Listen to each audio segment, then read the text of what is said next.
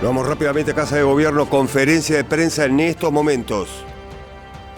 Bueno, esta semana Cristina se presentó.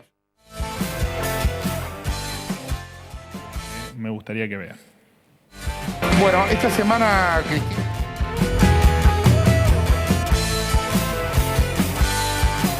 De adjudicación de obra vial a un empresario amigo que es Lázaro Báez.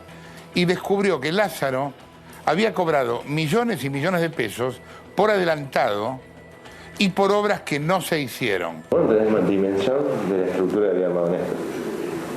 Yo te puedo saber que tú manejabas todo. Vos sos Lázaro, yo soy Néstor. ¿Sí? Vos sos mi amigo, armaste una constructora. Claro. Yo te adjudico las obras a vos. Claro.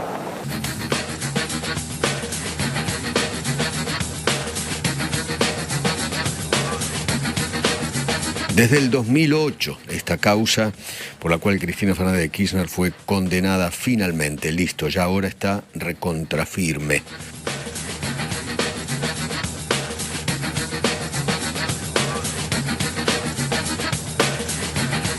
Hoy Argentina es menos impune. Hoy podríamos decir que por un momento y por fin todos los argentinos somos iguales ante la ley.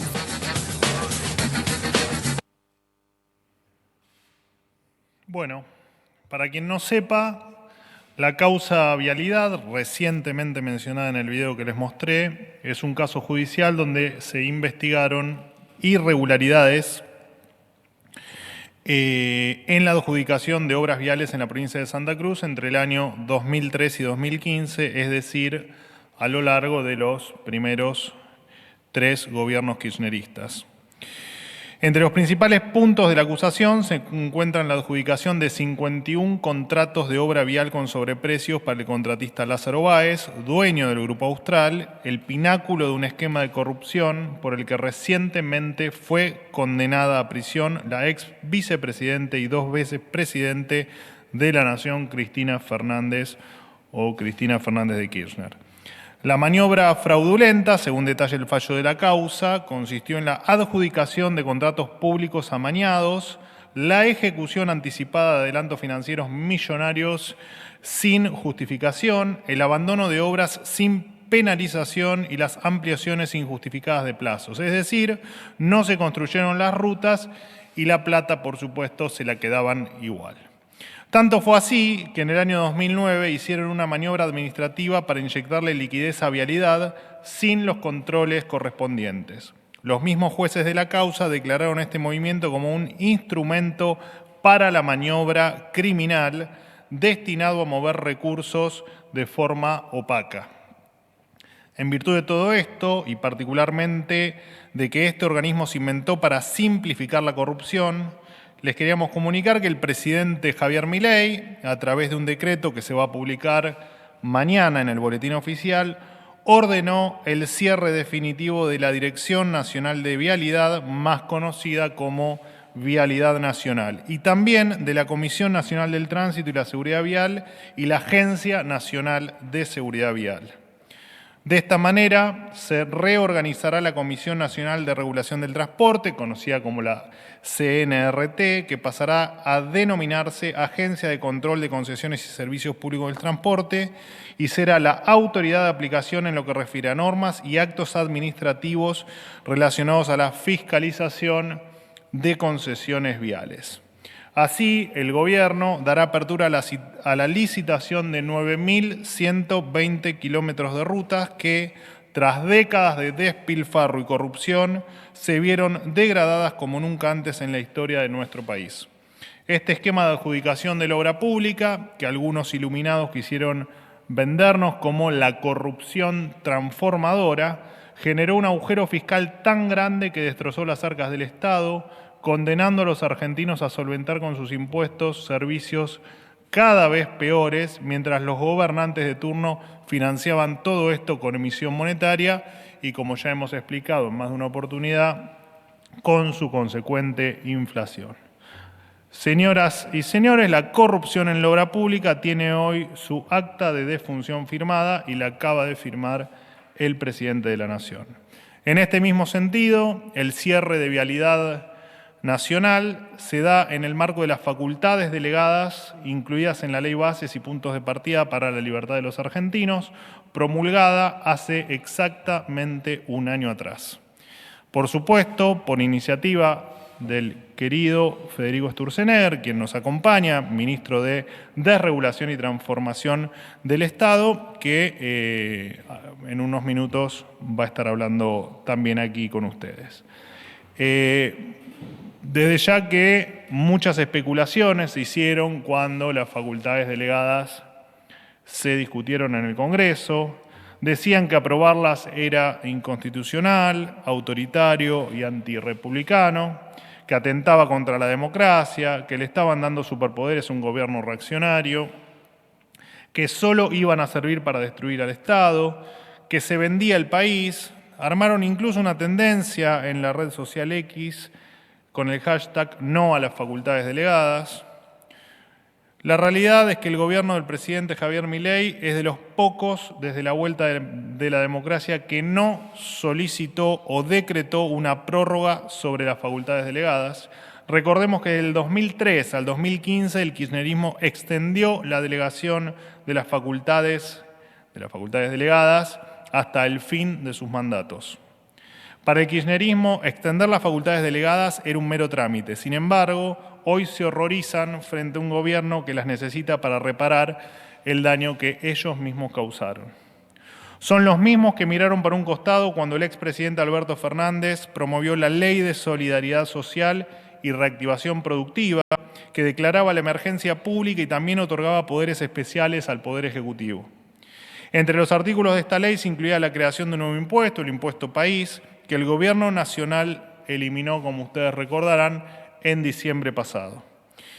Y quienes tampoco pusieron mucha resistencia en mayo del 2021 cuando, con la pandemia como pretexto, el gobierno anterior las usó para encerrar a los argentinos en sus casas, para dejar a los chicos sin clases, para suspender actividades productivas, para prohibir reuniones privadas y limitar la libre circulación. Algo que, vale la aclaración, ya venían haciendo desde marzo de 2020 vía decreto. El problema no es la herramienta, el verdadero problema es quién la usa y para qué. Si se usan las atribuciones especiales para recortar la inmensa estructura regulatoria del Estado o si se utilizan, como se han utilizado, para recortar las libertades de los argentinos. Por primera vez, las facultades delegadas se utilizaron para aliviar la carga fiscal que recaía sobre los bolsillos de los argentinos. En concreto, los 65 decretos delegados que se promulgaron en este último año implicaron un ahorro de 2.000 millones de dólares anuales en gastos.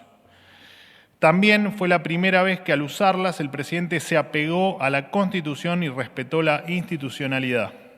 Primero, porque no se prorrogaron de manera indefinida, como ocurría con los gobiernos anteriores. Se cumplió estrictamente con el plazo estipulado de un año. Y segundo, porque su propósito fue implementar un ambicioso plan de reformas para sacar a la Argentina de la decadencia en la que estaba sumida. Desde el año 83 al 2023, el empleo público creció 150%.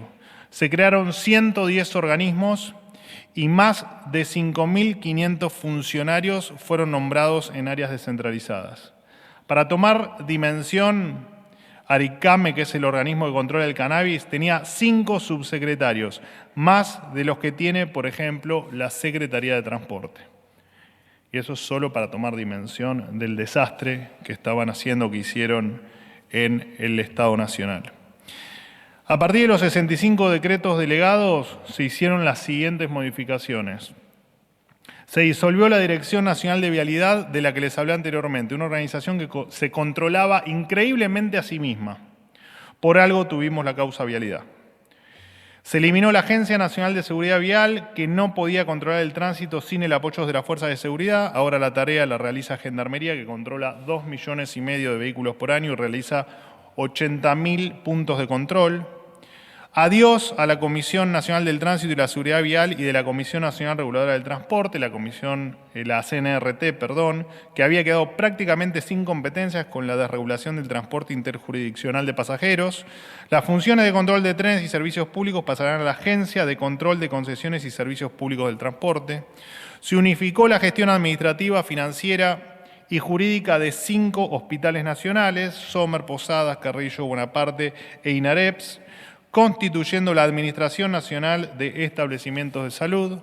Se eliminaron las delegaciones sanitarias federales, estructuras inactivas y sin funciones operativas, y se dejó sin efecto la facultad del Poder Ejecutivo Nacional para crear nuevos hospitales bajo la figura del SAMIC. Se transformó el Instituto Nacional del Cáncer en una unidad organizativa interna del propio Ministerio, integrando sus funciones a la estructura de la Secretaría de Gestión Sanitaria. Se reorganizaron funciones dentro de ANLIS Malbrán para optimizar capacidades y evitar duplicaciones en el abordaje de enfermedades transmisibles. Se disolvió el Instituto Nacional de Medicina Tropical, que duplicaba funciones con los institutos del doctor Chaver y doctor Maistegui, también del ANLIS Malbrán. Se disolvió el Instituto Nacional de Enfermedades Cardiovasculares, creado por ley en el 2015, pero jamás implementado. Se disolvió la Agencia Regulatoria de la Industria del Cáñamo y del Cannabis Medicinal, que tenía más secretarios de Estado que la Secretaría de Transporte, como les comenté recién, y es el ejemplo perfecto de agencias descentralizadas que se crean con el único fin de hacer caja. Sus funciones duplicaban las que ya tenía AMAT. Se disolvió el Instituto Nacional de Agricultura Familiar, Campesina e Indígena, del que hablé también acá en conferencia, donde el 85% del presupuesto se iba en sueldos y tenía 1.000 empleados en total. Se disolvió el Instituto Nacional de Semillas, que significa ahorros de unos 1.000 millones de pesos anuales. Se disolvió el INADI, el ejemplo paradigmático del uso del Estado para la persecución y el adoctrinamiento político. Tenía 430 empleados y millones de pesos en alquileres de edificios. Se disolvió el Instituto Nacional Belgraniano, el Browniano, el Newberiano, el Instituto Juan Domingo Perón y la Comisión Permanente Nacional del Homenaje al General Juan Domingo Perón, que además contaba con un café. Se transformó en unidad organizativa el Instituto Nacional Sanmartiniano, el Instituto Nacional Irigoyeniano, del Museo Nacional de Bellas Artes y del Palacio Libertad, Centro Cultural Domingo Faustino Sarmiento. Se disolvió la Comisión Nacional de Coordinación del Programa de Promoción de Microcrédito para el Desarrollo de la Economía Social, la cual generaba más gastos administrativos que la cartera de crédito que administraba. Es más, al momento de su cierre, la cartera valía solo el 0,15% de lo que se había invertido en el programa. El resto de los fondos literalmente desaparecieron. Se transformó en unidad organizativa la Comisión Nacional de Monumentos, de Lugares y de Bienes Históricos, de la Comisión Nacional Protectora de Bibliotecas Populares, del Instituto Nacional de Investigaciones Históricos Eva Perón y del Instituto Nacional de Investigaciones Históricas Juan Manuel de Rosas. Se transformó en unidad organizativa el Instituto Nacional del Teatro, que destinaba el 65% de su presupuesto en sueldos de la burocracia. Se transformó en unidad organizativa el Instituto Nacional de Vitivinicultura, al tiempo que se produce una fuerte desregulación en la industria para darle mayor libertad a los productores. Se transformó en unidad organizativa del Instituto Nacional de Tecnología Industrial, conocida como INTI, acotando sus funciones. Se transformó en unidad organizativa el Instituto Nacional del Agua. Se transformó en unidad organizativa el Instituto Nacional de Asuntos Indígenas. Se transformó en unidad organizativa el Parque Tecnópolis del Bicentenario, Ciencia, Tecnología, Cultura y Arte. Se transformó en organismo desconcentrado la Agencia Nacional de Materiales Controlados. Se transformó en organismo desconcentrado el Instituto Nacional de Tecnología Agropecuaria, INTA, cuya planta había crecido un 100% en los últimos 20 años. Se transformó en organismo desconcentrado el Instituto Nacional de la Propiedad Industrial.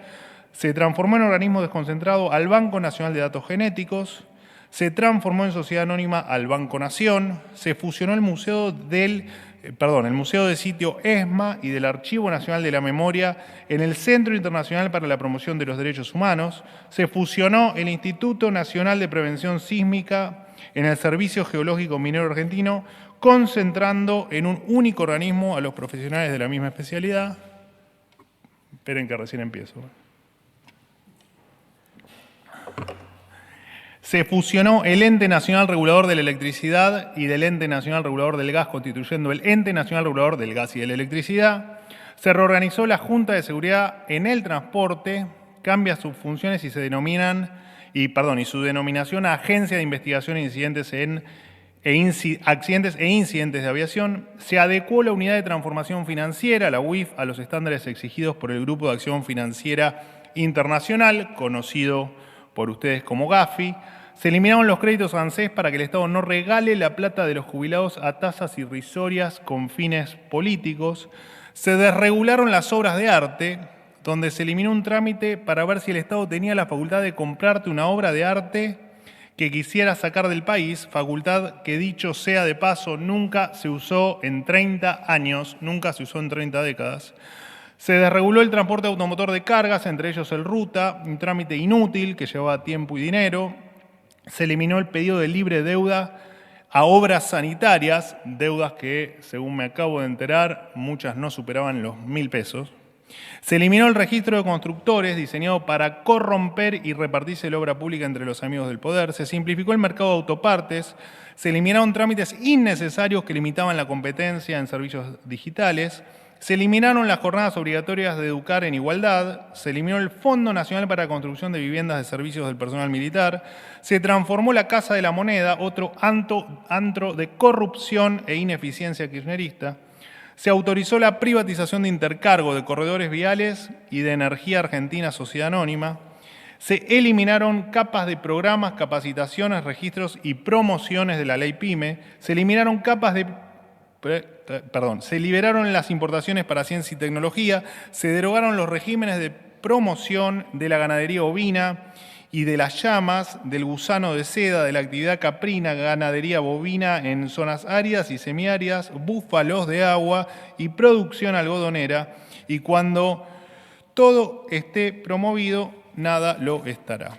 Se desreguló que aparte creo que eran regímenes que afectaban a una ínfima cantidad de los productores totales, algo irrisorio, algo así como el 0,5 de los productores totales. Se desreguló la importación de pilas, no se fabrican en Argentina, pero si traes una Duracell con todos los certificados internacionales pertinentes, el Estado volvía a hacer todos los controles, porque según la lógica del gobierno anterior, en Suiza no saben certificar, pero acá un grupo de burócratas seguramente sí. Se desregularon las inversiones mineras, se eliminó un formulario con 1.000 campos y certificados absolutamente innecesarios. Se desreguló el mercado de garrafas, se eliminaron barreras a la competencia en el sector que encarecen la actividad y se liberó la importación para que ingresen más garrafas al país. Además, se disolvieron en este tiempo 29 fondos fiduciarios, es decir, cajas de la política, que se los paso a enumerar a partir de ahora. Fondo Fiduciario para la Reconstrucción de Empresas, que estuvo operativo hasta su extinción en 2018. Fondo de Cobertura Universal de Salud. Fondo Fiduciario para la Generación Distribuida de Energías Renovables. Fondo Estabilizador del Trigo Argentino. Fondo Fiduciario para la Recuperación de la Actividad Bovina. Fondo Fiduciario Nacional de Agroindustria. Fondo Fiduciario para la Protección Ambiental de los Bosques Nativos. Fondo Nacional de Emergencias. Fondo Fiduciario del Programa de Respaldo a Estudiantes Argentinos, conocido como Progresar, Fondo Fiduciario de Capital Social o FONCAP, Programa de Crédito Argentino del Bicentenario para la Vivienda Única Familiar Procrear, Fondo Fiduciario para el Desarrollo del Capital Emprendedor, Fondo Fiduciario para la Refinanciación Hipotecaria, Fondo Fiduciario para la Asistencia Directa a las Víctimas de Trata, Programa para incrementar la competitividad del sector azucarero, Programa de Inversiones Estratégicas, Fondo Fiduciario del Servicio Universal, Fondo para el Desarrollo Rural y la Agricultura Familiar, Fondo Fiduciario para la Vivienda Social, Fondo Fiduciario para el Desarrollo Provincial, Fondo Fiduciario de Infraestructura Aeroportuaria, Fondo Fiduciario para el Transporte Eléctrico Federal, Fondo de Integración Sociourbana, Fondo Fiduciario para la Promoción Científica y Tecnológica, Fideicomiso Red de Autopistas y Rutas Seguras, Fondo Fiduciario para Subsidios a Consumos Residenciales de Gas, Fondo Fiduciario Federal de Infraestructura Regional y Fondo de Desarrollo Productivo. Además, se disolvió el Ente Nacional de Obras Hídricas de Saneamiento, que duplicaba sus funciones con la Subsecretaría de Recursos Hídricos. Se concretó la fusión por absorción de la construcción de viviendas para la Armada por parte de Playas ferroviarias de Buenos Aires, Sociedad Anónima. Se modificaron las leyes de energía 24.076 y 24.065 para que cualquier privado pueda contratar la electricidad con el proveedor que quiera. Además, se liberó la iniciativa privada para las ampliaciones de la red eléctrica para promover la expansión de red. Te ruego, por favor, que si vas a hablar por teléfono lo hagas fuera de la sala de conferencias, porque la verdad es que es bastante molesto estar hablando con alguien que está hablando por celular. Así que te pido, por favor, que te retires. Muchísimas gracias por tu generosidad. Se modificó además la Ley de Turismo número 25.997 a fin de suprimir intervenciones estatales distorsivas para el mercado y competencias nacionales en materia de turismo regional, como los hoteles sociales de Chapadmalal y Embalse. Este ha sido el resultado de esta primera etapa del plan motosierra, que como saben, y lo hemos dicho 1000 veces, esta motosierra, en lo que respecta a nosotros, es infinita y ameritaba que contemos todo lo que se hizo en este último año en virtud de las facultades delegadas. Nuevamente, en lo personal y como voz de este gobierno y como vocero del presidente, quiero reconocer nuevamente a Federico Sturzenegger y a todo su equipo, por supuesto, por el trabajo heroico que vienen haciendo y que seguirán haciendo por la libertad de los argentinos. Y Federico, te invito por favor a que des unas palabras aquí. Muchísimas gracias.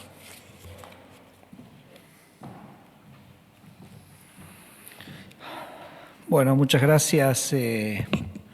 Escuchaba la enumeración y digo, ¿cuánto trabajamos este último año? La verdad que ha sido un equipo muy grande, tanto es así que bueno, el presidente Javier Milei va a agasajarlos a toda la gente que trabajó en esto el miércoles. Vamos a tener una reunión acá en Casa de Gobierno, el presidente va a celebrar, vamos a hacer unas 200 personas, ¿no, Maxi? Más o menos, que hemos trabajado, estamos directamente involucrados. Obviamente es imposible agradecer a todos. Hay, yo diría, dos núcleos fundamentales de este trabajo, que uno es la Secretaría Legal y Técnica de María Ibarzábal, Paula Tadei, Ignacio de la Riva, que han hecho un trabajo absolutamente estupendo. El Ministerio de la Regulación, de alguna manera, fue un poco un coordinador. Maxi Fariña, nuestro secretario de Transformación, tuvo un rol absolutamente pivotal en esto, con todo el equipo del Ministerio. Y, por supuesto, los ministros, todos los ministros y sus equipos y sus legales y técnicas que realmente hemos podido hacer todas estas concreciones. El artículo 76 de la Constitución es la que establece las facultades delegadas. ¿Qué carácter tienen que tener las facultades delegadas? La Constitución dice que el Congreso puede delegar en el Ejecutivo estas facultades con dos condiciones muy particulares: que sea por un plazo determinado y que sea en una materia específica. Es decir, no puede haber facultades delegadas que sean de carácter genérico. La facultad delegada no es un instrumento para gobernar de otra manera, sino para resolver un tema puntual. Arranco con esta especificación porque cuando uno mira el uso que han hecho las facultades delegadas, el kirchnerismo, uno se da cuenta inmediatamente que ninguno de esos dos preceptos se cumplieron. Ellos básicamente hacían leyes de emergencia económicas que tenían básicamente una libertad y una amplitud absoluta para la ejecución de esas facultades delegadas, y como bien dijo Manuel, el tema del plazo tampoco era como muy relevante. Miren, les cuento esta historia. Eduardo Duhalde, la primera ley de facultades delegadas después del 2001 fue la 25561, duraba 2 años eso, pero después emitió la 50820, la prorrogó hasta fin del 2004, después parece que no alcanzó, entonces la 25972 la extendió hasta fin del 2005, después Néstor Kirchner con las leyes 26077 y la 26204 las extendieron hasta fines del 2007, así que Néstor Kirchner gobernó todo su periodo con facultades delegadas.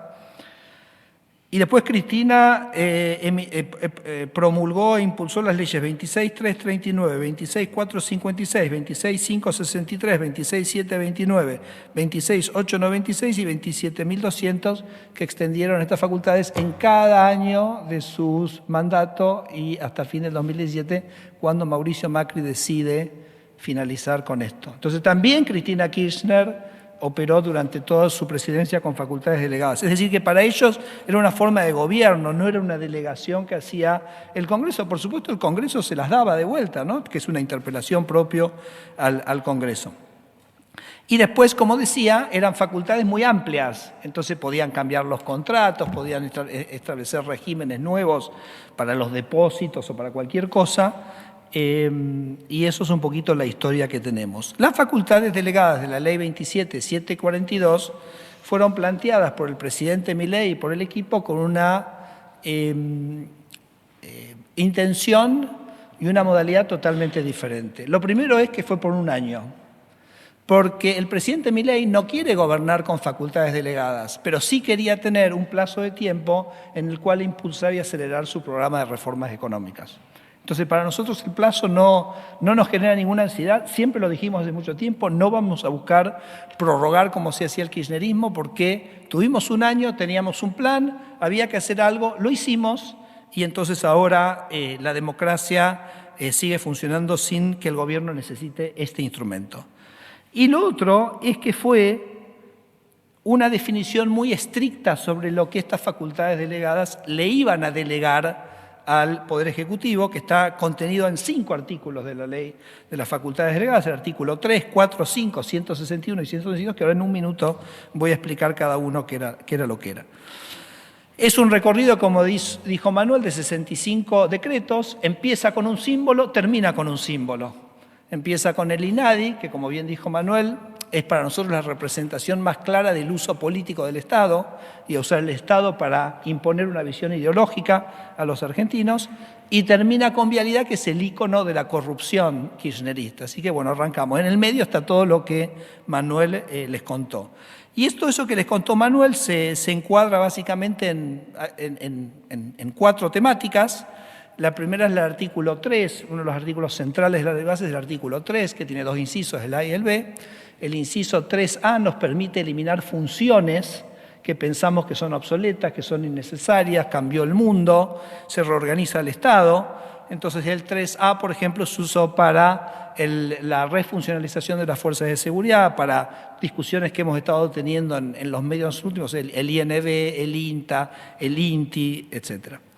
El artículo 3B permite la fusión y reorganización del Estado. Fueron delegaciones primordialmente para la transformación del Estado las que el Congreso le otorgó al presidente Milei. Entonces, es muy interesante porque el kirchnerismo había hecho crecer, y Manuel dio varios ejemplos, había hecho crecer el Estado con cajas. O sea, ellos armaban una organización, un organismo, un fondo fiduciario, una empresa pública. Lo importante que eran cajas, lugares donde uno podía tener recursos y en algún sentido tenía poco control de cómo se usaban esos recursos.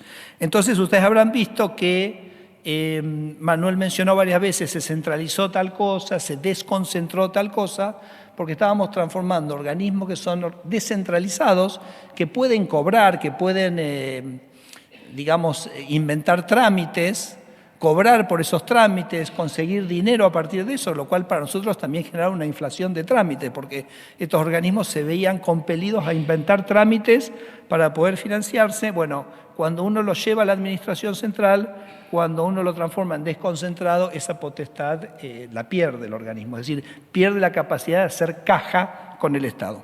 Y a su vez, cuando uno centraliza una organización, ¿qué es lo que pasa? Que cuando uno tiene un organismo descentralizado, le tiene que organizar una estructura administrativa porque es descentralizado.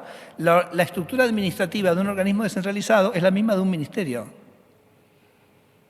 Digo, para mensurar también el tamaño de eso. Entonces, cuando uno lo centraliza, mantiene inalteradas las funciones sustantivas del organismo, pero esas funciones administrativas las pasa a ser, el ministerio o el área en el gobierno donde las están realizando. Tenemos organismos que básicamente eso era reducir o ahorrar en la mitad del dinero, porque la mitad del personal hacía esas funciones que perfectamente las podía hacer el área central. Entonces, el 3B fue el artículo de la ley bases que nos permitió este avance. En algunos casos interesante, un tema que por ejemplo también se habló un poco esta semana fue la centralización del Instituto del Teatro. Piensa lo siguiente, el Instituto del Teatro gastaba el 65% de la plata de los teatros en el propio instituto, en sostener el funcionamiento del instituto. Entonces, cuando uno centraliza eso y la acción administrativa la pasa a ser la Secretaría de Cultura, se libera todo ese recurso, ¿para qué? Para el teatro. Es decir, uno permite triplicar el dinero que va específicamente a la actividad. El artículo 4 era el artículo que nos permitía reorganizar las empresas públicas. Entonces, lo que se ha hecho en las empresas públicas en este año es convertirlas a todas en sociedad anónima. Una empresa que es sociedad anónima tiene que presentar un balance, está supervisada por la CNB, tiene mayores niveles de transparencia. Dos casos emblemáticos, el Banco Nación y Yacimientos Carboníferos Río Turbio. No sabíamos lo que eran, no sabíamos desde el punto de vista jurídico qué eran esas organizaciones. Bueno, ahora son sociedades anónimas y eso aumenta fuertemente la transparencia de esos organismos. Y el último punto, que fue el último listado que compartieron o que compartió Manuel, es la de los fondos fiduciarios. Y los fondos fiduciarios, volvemos un poco a la lógica. Uno podría decir, no, yo creo un fondo fiduciario para tener mayor flexibilidad en el gasto del dinero. Por ejemplo, un fondo fiduciario muy, digamos, que uno podría decir como que es obvio, es el fondo fiduciario de la ley del fuego. Porque si uno tiene un fuego no hay tiempo para andar dando vuelta, hay que comprarlo, hay que contratar los aviones hidrantes, hay que ir. Bueno, cuando nosotros llegamos, porque ¿qué pasa? Que el fondo fiduciario tiene esa flexibilidad para poder actuar en la necesidad, pero tiene la misma flexibilidad para llevarte la plata, si querés. Entonces, cuando nosotros llegamos, vimos que la plata del Fondo Fiduciario del Fuero se había diluido en sueldos de TELAM. Se había ido todo en sueldos de TELAM. Entonces, fondo fiduciario tras fondo fiduciario, no quedaba un sope y se había gastado en política, se había gastado en otras áreas funcionales. Tuvimos nosotros con el Ministerio de Seguridad, la Jefatura y Guillermo Francos ir a resolver el problema de los fuegos por los canales normales de la administración cuando llegamos en diciembre del 2023, que no sé si se acuerdan que tuvimos un tema de incendios en Chubut. Así que la eliminación de los fondos fiduciarios, prácticamente también tarea cumplida, plenamente cumplida. En este caso, José García Hamilton y Carlos Guberman del Ministerio de Economía son los que llevaron adelante esta tarea. Le vuelve a dar transparencia, evita tener estas cajas independientes que quién sabe a dónde iba el dinero y también ayuda a la transparencia del ordenamiento. Yo termino con una reflexión, que es que yo creo que este uso que ha hecho el gobierno de Javier Milei de las facultades delegadas destaca por su apego a la Constitución. Porque vuelvo al principio, la Constitución pide dos principios: acotado en el tiempo y específico. Y les puedo asegurar que fueron discusiones interminables para ver si íbamos a cambiar algo, si encuadraba en lo que decía el artículo 3A, 3B, 4, 5 o 161 y 162, y no nos desviamos un ápice de lo que el Congreso a nosotros nos había dado. Por eso a veces yo pienso en estos días que se discute tanto el estilo y las formas de Javier. Ustedes saben que Javier tiene una frase que él dice que prefiere una verdad incómoda a una mentira reconfortante. Y entonces yo les digo, ¿ustedes prefieren un presidente que habla suave y viola la Constitución o prefieren un presidente aguerrido pero que la cumple? Muchas gracias. Muchísimas gracias. Allí están los anuncios en Casa de Gobierno por parte del vocero presidencial y el ministro Sturzenegger. A las 19, edición central de noticias, los esperamos.